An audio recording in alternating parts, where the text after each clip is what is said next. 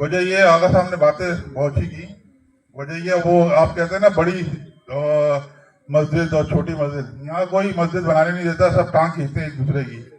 سب سے پہلے آپ کو بتاؤں میں, وجہ یہ ہے کوئی سب یہاں جتنے بھی ہیں نا سب لیڈر ہیں, اور جب کام آتا ہے تو پھر ایک دم جو ہے کیا بولوں کیا ہو جاتے ہیں وہ, لیکن دم نہیں پکڑتے, کھڑے نہیں ہوتے.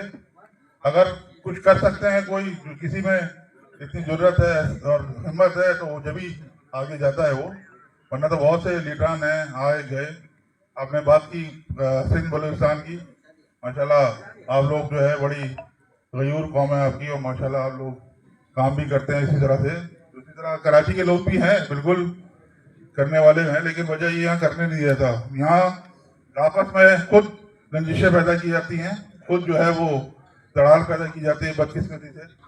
تو وجہ یہ ہے, یہی وجہ ہے جو ہے وہ ان کو پھر جو ہے آگے نہیں آنے دیتا. تو بڑی معذرت سے, لیکن جو جس کی جو حیثیت ہے وہ پتہ ہے تمام لوگوں کو, شہر کراچی کو بھی پتہ ہے اور اوپر تک بھی پتہ ہے لوگوں کو. ہم تو بات کریں گے اس شہر کے لیے, اس ملک کے لیے, اس تاجر کے لیے, کیونکہ ہمیں باہر کہیں نہیں جانا, ہمیں یہیں رہنا ہے. ہم یہیں پیدا ہوئے اور یہیں دفن ہوں گے, کہیں نہیں جائیں گے انشاءاللہ. تو بس یہی التجا ہے سب لوگوں سے, ایک ساتھ متحد رہیں. متحد رہیں گے تو جو ہے کام ہوگا اور جو ہے آپ کے مسائل حل ہوں گے.